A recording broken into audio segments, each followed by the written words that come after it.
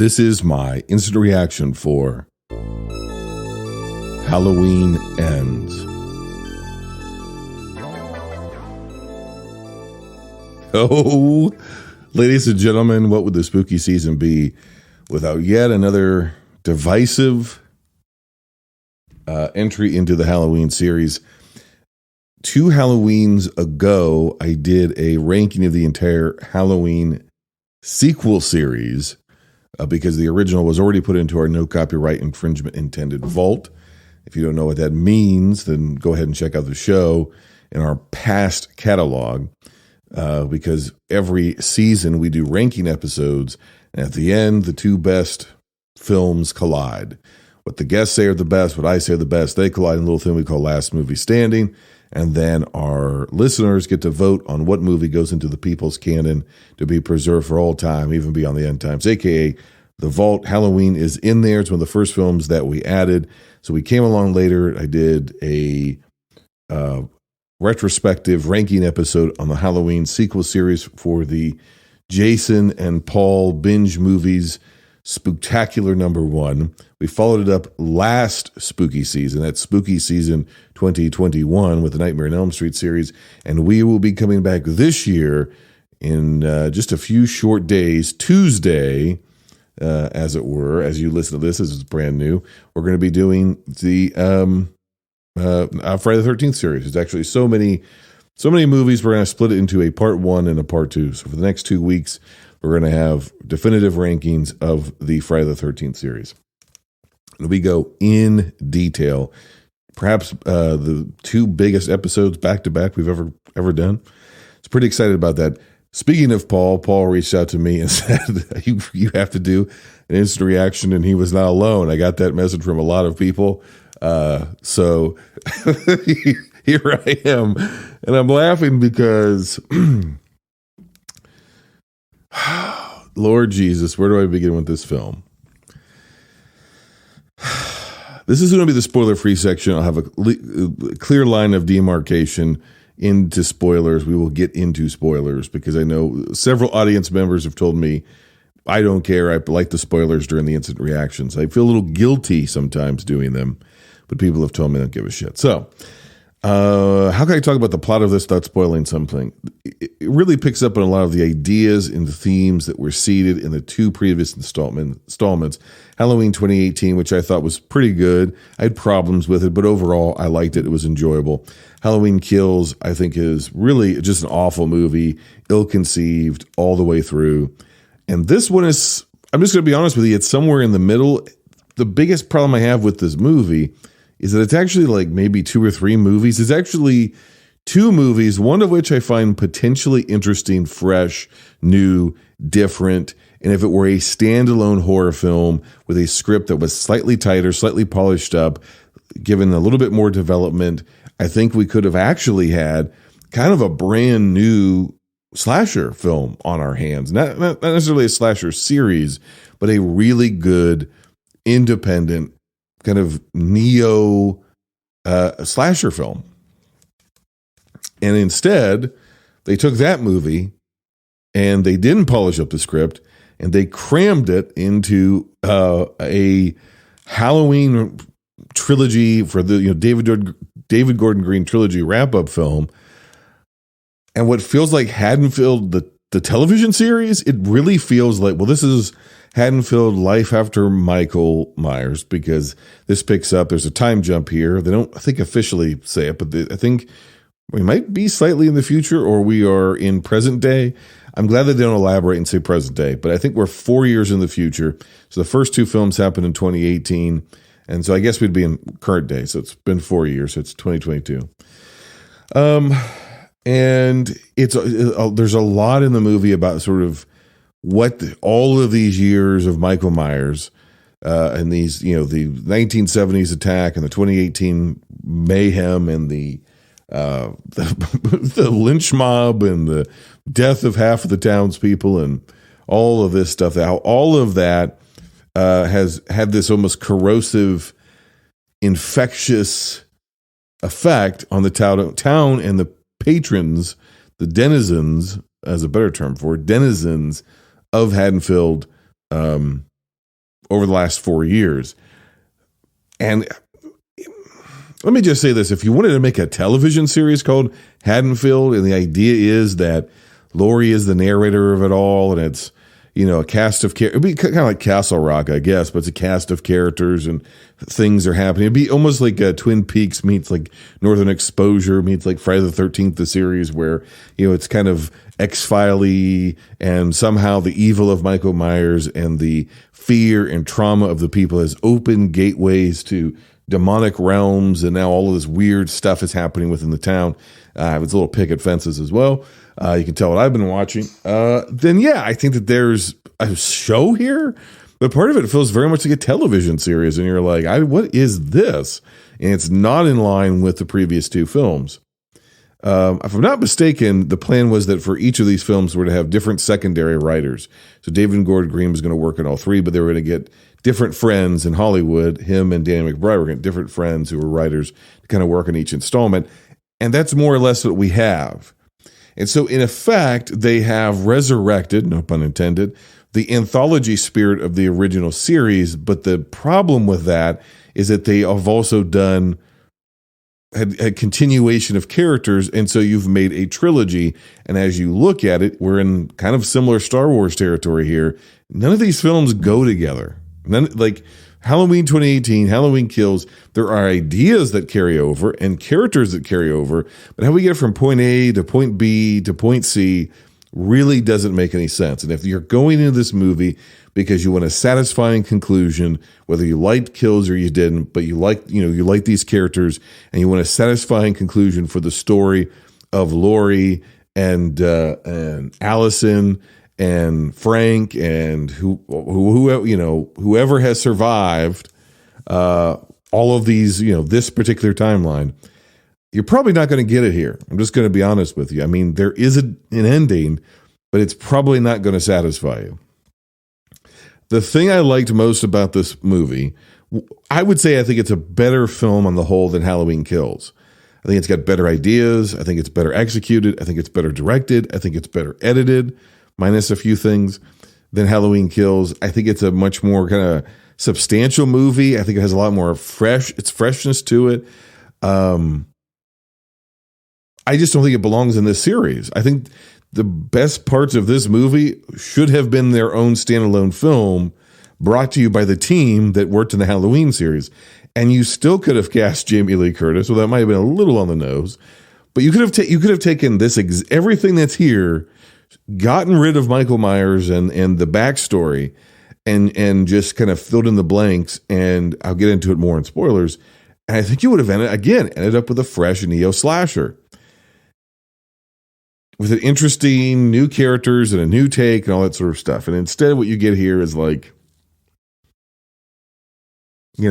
just kind of Halloween imitation in some respects, and then a new story, which is kind of interesting, but because it's also crammed in with a Halloween sequel or Halloween conclusion, Halloween Ends, there's a lot of stuff that doesn't get time to breathe. And so there's like these weird character jumps just in their general relationships and where they are in their life, and who knows who and how they know them, and when they feel this way about this person, and when that happens, and when they decide to do something else. And every character has that, because we couldn't write that movie, or at least we couldn't fully execute that movie. The other issue is there's a character who's introduced in this film who's kind of, for I would say 2/3 of the movie, the principal player, the protagonist, if you will, of the story. A lot of this is from their perspective. We've never heard of this person. Their events happened in 2019, so after Halloween Kills. We've never heard of this person. We've never been introduced to this person. We don't know anything about this person.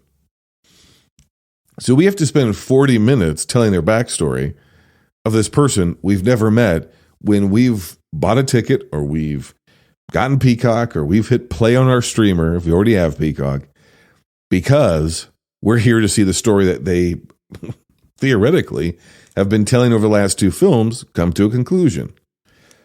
If that's what you're coming for, just be forewarned that you've got about a 60 to 70 minute diversion before you get there. And you may like that diversion. I kind of did. or you may not like that diversion because you may feel like this is a giant fucking waste of my time. And why is this in this movie? And then you eventually kind of get back to the Halloween sequel. And what you realize is at the end of the day, they had one movie, Halloween 2018, in mind. The movie made a shit ton of money. Blumhouse and everybody said, make it a trilogy. And I feel like they scrambled. I feel like they were then pulling at stuff left over in their scripts, ideas that haven't been developed from other Halloween, potential scripts or things that were kind of explored in other movies. And they just kind of were been spinning their wheels in the second movie. And they had an ending in mind here, a very, very definitive ending, but they had no idea how to get from the end of Halloween Kills to the end of Halloween Ends. And so they just wrote a completely different tangential story about a completely different character.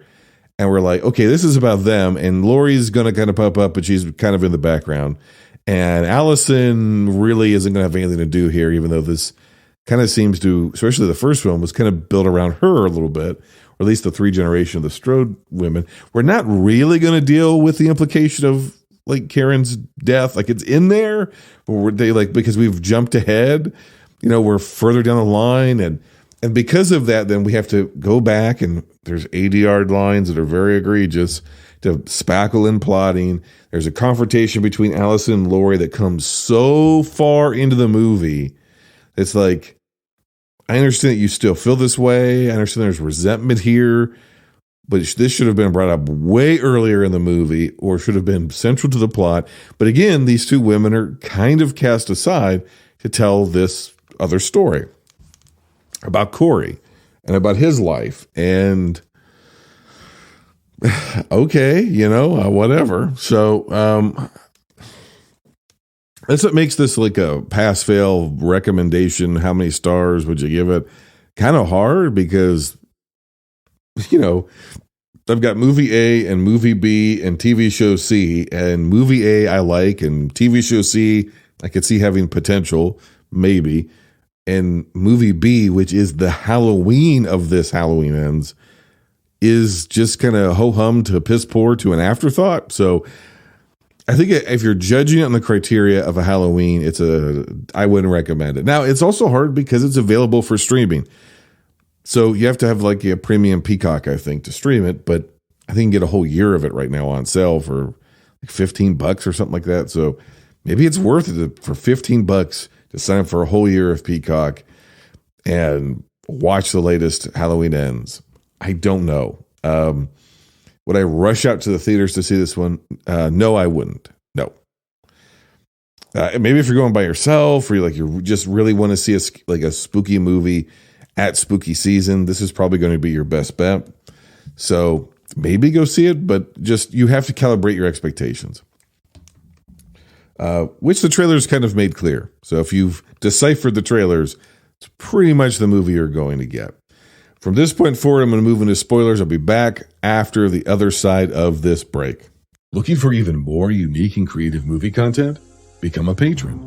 Choose between 3 levels, and you'll get benefits like a personalized membership card, exclusive shows, early instant reactions to new releases, episode voting power, live streams, and more. Join today. Patreon.com/Binge Movies. The movie I'm actually interested in is the movie of star-crossed lovers, one who is a final girl and one who is a burgeoning slasher killer. I think that's really interesting, but not any ordinary slasher killer, because there is something to that. Well, I'll get to that in a second, but somebody who was involved in an accident, a misunderstanding, an accident of which they are as much a victim as anybody, but the effects of trauma on a town or evil inside of a town begins to seep into the wounds of this person's life. And there is a visual metaphor that is kind of clever, but not really, but then is like really stressed for the dopes in the first row. They have to have somebody go, "You're infected with evil." Don't need to say that, right? But Corey is this kid. He's involved. He's a babysitter in the year 2019, a year after the events of the first 2 films. He's watching a little smart-ass little kid the kid is accidentally killed when the kid is pranking Corey and it goes wrong, and it happens right in front of the parents. In pretty brutal fashion, that opens the movie. If you're saying, well, what does this have to do with Michael Myers? Michael Myers has been living in a sewer for 4 years, in his overalls and in his mask, doing what for 4 years? Occasionally killing people who go by the sewer hole that he lives in, except for the homeless guy who lives directly outside of it. And through a convoluted series of events, the kid Corey is derided and picked on and blamed and treated as if he is a murderer. And he is essentially becoming the new boogeyman of Haddonfield because Michael Myers has been persona non grata. He's not been around. Now, that would have also been interesting, except for you have a character who's very shrill and very over the top who just says, he's the new boogeyman. And it's like, oh, God, right? So he's like, honestly, he's based off of, I think it's Arnold, off of Christine. He works at a junkyard. He turns the lights on. He chases people down with a vehicle at some point. It's very, very heavy Christine. But again, I think that's kind of interesting, right? Is if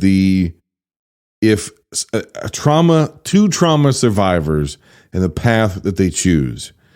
Allison is essentially, she has this line about when I heard stories about you, I feel like I already knew you, which is just trauma bonding. And I feel like you were going to find me or I was going to find you and da-da-da-da-da. And at this point, it's because whatever evil is in the town and whatever evil is in Michael Myers is seeped into him. He goes from being a weird kid, but truly a victim, to Michael puts a hand on him. They lock eyes. Michael's going to kill him, but he's kind of weak, but he's in a crevice. But he gets out of his crevice because he's the one that brought the kid into the sewer, but he didn't wanted to kill him until he woke up from being thrown off of a bridge. So now that makes any sense. But when he finally goes to kill him, then he looks him in the eye, and there's a gleam of recognition. Now, this is all in the mask. He's still in the mask. And he recognizes something in the eyes of this kid. And it didn't need to be said, but there's this evil transfer that happens. They both start shaking. I'm not joking. It's kind of subtle. You could read it as he's just trying to choke him to death, except for the fact that then the mask goes into Corey's eye, and it's almost as if the mask is burned into his retina. We have another scene later on where it's something's changed in his eyes. And then Laurie says, I see a Michael in his eyes. So it's almost as if he becomes the avatar of Michael. He becomes possessed by Michael Myers. And they then co-collaborate in a series of murders of randos. And then Corey eventually beats Michael up in a sewer and takes his mask. He already has his own overalls because he works at a junkyard. I highly doubt that Allison would want to date somebody. Yeah, because that's where we're going with this. Who wears overalls that are identical to Michael Myers. The connection between him and Allison makes almost no sense. Laurie ends up meeting this kid because he's being bullied and picked on and has sympathy for him. That part makes sense. And then is like, oh, I don't want my daughter dating, or my granddaughter dating any assholes. He seems like a nice enough kid. Misunderstood. And also he's got a giant thing of glass in his hand from the bullying incident out in front of this gas station. So I'm going to take him to the hospital where my granddaughter is a nurse, I guess. And but she only ever seems to work the front desk except for one scene. It's just very strange. She's a nurse or a tech, or I don't know what she is. She's kind of dressed like an RN, but anyway, that she's trying to get the two of them together because they're, both outcast and all this sort of stuff. Because if you remember, all of Allison's friends were killed by Michael Myers in one form or another in the last two films. So, yeah. So then, her and Corey start kind of dating, which basically just means they go on we see them on one date, like an actual date where they go to a party. He then freaks out at her and yells at her because there's an incident with the mom who's at the Halloween party. It's like, oh, you're out here dancing, you're having a good time. My son's dead. And all this sort of stuff. And everywhere they kind of go, there are people who are like, you're the child killer and you're a pedophile and you're all these things. So he's picked on and bullied and ridiculed by this town. And there's some interesting implications at the beginning of like there's like evil that has seeped into the town, and like this guy's like, oh, like they just flip through like 4 years of Halloweens, and like each Halloween a tragedy has happened, and people kind of blame it on Michael Myers, but it's really them. And you like just see like the rot set into the people of Haddonfield, which we kind of got some of in the second film. So, you know, Corey is then, you know, pushed to his limit, and now that he's got this open wound and Michael has choked him, it's almost as if Michael has entered this wound, and that's the obvious metaphor, right? He's been traumatized by this event, and then they make it very heavy-handed. We got to clean out the wound, and you have to heal it, otherwise you'll be infected. And he's got this bandage on his hand the whole time, except for when he like takes it off, and basically he becomes a protege of Michael Myers. And the whole romance between these two characters is rushed. They have one scene in a diner, one scene at a party, a couple of montages on a motorcycle, and in between all of this, in between him going on all of these like weird high school dates, even though they're like by this point in their mid-20s, he's murdering people and helping Michael murder people. And it feels like this part of the movie in particular was just like cut very oddly. It kind of cut to shit. It feels as if there was more of the relationship between him and Allison. Because even in the scene, like they'll cut the scene and we get the reverse shot of Corey, and then when we cut back to Allison, her hands are in a completely different position, and there's this whole like weird, strained visual metaphor about tarot cards, and like characters at different times form different positions of tarot cards. And in particular, Allison, like there's one where she's like, all of a sudden she just has her hands out, but they're in broad daylight talking to each other, and it's a tarot pose. Then she has one where her hands are up at the moon. And then we're in full spoilers now, folks. So then when Michael eventually does take back the mask and take back the knife and try to kill people again, he gets killed. And the way that he's killed, he's put into like a tarot pose, almost like a martyr. So, and there's some aspects of Carrie in here as well. We've got the weird, like borderline incestuous, like overbearing mother. She doesn't appear to be like a religious zealot, but she's definitely like just over the top, chewing scenery, creepy mom.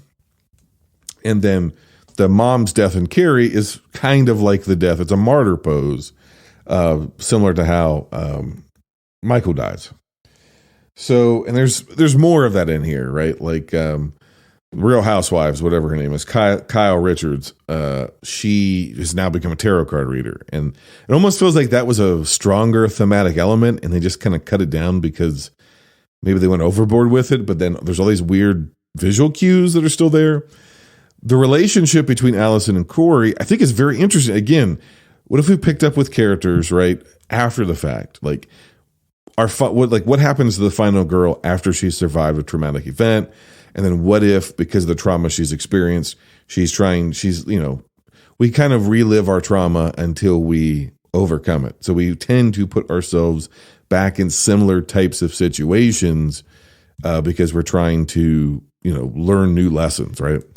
And so that's a part of psychology. So it kind of makes sense why she feels like this weird kismet with him. It's just that she's reading it wrong, or she read it right up front when he is a survivor, in essence, like her, of a death, of a trauma, of being misunderstood, of the curse of Haddonfield, but then he's deeply infected by it. I should also add that Corey ends up leading her ex-boyfriend to Michael for him to be killed after he's already killed some people, and then when Michael stabs him, he kind of like orgasms or something, like he just goes into a spasm and seems to regain strength. And then they seem to imply that Corey and him have some kind of weird psychic connection, but then like even physically in their movements, so that he can kind of feel what Michael is doing, or Michael can feel what he's doing. Like they're sharing a spirit, basically. They're two bodies of one spirit, but then they totally just break that apart. And Corey is to become the new shape. And that's really like Laurie's wrap up of the movie, because the kind of wraparound or the structure that this movie is given to tell the story, the device, the narrative device, is that she's writing a book, a memoir of her experience and the town and what its influence has been. And so it ostensibly ends with her talking about you can't kill evil. Evil does not die tonight. In fact, evil doesn't die, even though she kills evil in this movie. Instead, just changes shape. And there's other stuff in the front that's very beat you over the head with it, which is just like, it's not about letting Michael Myers in or letting it in. It's about letting evil in. We all have the potential when we experience trauma or hurt or we're at odds with people to let evil in and let it corrupt us. And if it corrupts us, we become dangerous. So we can go for being an innocent person worthy of sympathy and empathy and compassion and forgiveness to being evil if we're not careful enough. That's an interesting movie. Jamie Lee Curtis in basically this role, just not as Laurie Strode. Interesting movie. Everything just take Halloween off of this and flesh out the relationship between these doomed lovers and give us a little bit more character development to see like Corey's progression, his development, and his struggle and his wrestling with it and all this sort of stuff. The movie also has a problem. It's not really his performance necessarily as much as how it's written, which is he's almost constantly in a panic and psychotic. Like it's almost kind of my problem with parts of Christine, which is like he goes through such a radical transformation so quickly. And maybe that's a statement about how quickly and insidiously we are corrupted by evil. Could be. But like, it's like he's just like this really weird, like sweaty mess. He's like, I don't know what's happening inside of me. Like real, I don't know. It's like it's kind of emo, and I could see somebody being attracted to that at like 15. And I guess, again, a young woman who did experience these things at like 16, 17, 18, who has not really dealt with it, but trying to process through her trauma, the loss of both of her parents, her boyfriend, her friends, her family, all this sort of stuff. I guess she would be kind of like regressed, but it just didn't, I don't know. Again, I would just say, I think if they cut those parts out, sharpened and polished that script a little bit, I think we could have had like a really cool movie. The music's different, the vibe's different. It's real kind of like synthy. It's a little bit like The Guest. It's a little bit like, I don't know. It just feels like kind of like an indie horror movie. And also the idea of, this is like an old school idea. And if you do it bad, you end up with Fear with Mark Wahlberg and Reese Witherspoon. But like you've survived, your family has survived generational trauma in this town that has experienced generational violence and trauma. And so like the women have to look out for predatory men. And he's using the sympathy card, not at the beginning, but once he comes under the corrupting influence of what's in the sewer, and that's a little Stephen King-ish, right? It's a little it. Once he comes under the corrupting influence of this thing that's in the town, and he becomes the vessel of the town's hate and evil, because the town abused him and made him, in essence, or at least that's the possibility. It's a question. Was he born this way? Was he actually always a psychopath? Was it his mother? Because we see that. Like, there's all these different things. Was it the town's treatment of him? Was it a curse passed on to him quite literally from Michael? It's left ambiguous. We don't really know. Or is it all of those factors moving together? I like that idea. How does somebody become evil? When do we feel sympathy for that person? Can you feel sympathy for somebody while still recognizing that they're dangerous as hell? How do you stop them? Blah, blah, blah, blah, blah. Yeah, it's all very interesting, and I liked those ideas, and I liked where that movie could have gone. It does not coalesce into a satisfying Halloween sequel. If I had to give this thing stars, I guess, here at the very end,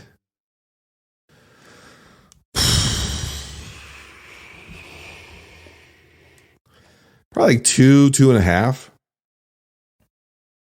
which is, because I think at the end of the day, as much as I like this weird little side movie they made, I don't think it's the Halloween movie that most people are signing up for. So I think if you calibrate your expectations and go, I'm signing up for a movie about this kid named Corey, who I've never heard of before, and that takes place in the world of the previous two films, in the aftermath of the previous two films, and his transformation into a Michael Myers type figure, a Roy Burns, if you will, who then the real Michael comes back and then like retakes his place. Like if you understand that that's what the movie is and you sign up for that, you might like it more than I did. Or more than seemingly the general population does. I think this one's going to be very divisive. I feel like David Gordon Green wanted to make a Neo-style Christine, and he just should have done that. I'm not saying he should have just made Christine. I'm saying the heart of what this movie is, that's what he should have gone with because it's the strongest part. Now it would be like, well, you've already done that, but this just feels like it should have been developed into something else. And if he didn't have anything for Halloween, the final Halloween, which we know it won't be the final one, but the final Halloween of this iteration, this timeline, all of this and that, move on. Now, of course, this raises the question of, is Michael really dead? Yes, I believe that he is. He is stabbed multiple times, again, like a martyr's pose. He's stabbed in his side. It's crucifixion-esque, but it's really more martyrdom than it is a crucifixion of Jesus. And then he's thrown into a literal meat grinder by the town in a processional at midnight, and we watch his body turn to hamburger meat. He's dead. We never see Corey's body. I like to believe that he's dead, that maybe he was killed before his transformation into some kind of supernatural evil was complete. I don't know. It's just quite frankly not addressed. I think there's a potential that you hear maybe somebody breathing. It might be him because it's different than Michael's breath. Maybe they're going to want to set up a Corey series after this. I don't know. Corey Cunningham, is he going to be the new Michael Myers? Probably not. I think we've run into this again and again and again. And if they do pick up with the Corey shit and they try to make him a supernatural killer of some kind, I think people will reject it, and you're going to get the return of Michael Myers again. It'll just happen again. We'll just reboot the series again. So I'm glad these movies are over for the time being. It's time to lay them to rest. It's time for David Gordon Green and his cronies and crew to move on to something else. I think it's better than Halloween Kills. Parts of it are probably better than 2018 Halloween. But all in all, it doesn't come together. It's not satisfying, and it's not the one you were probably hoping for. So, viewer beware. And until next time, binge on.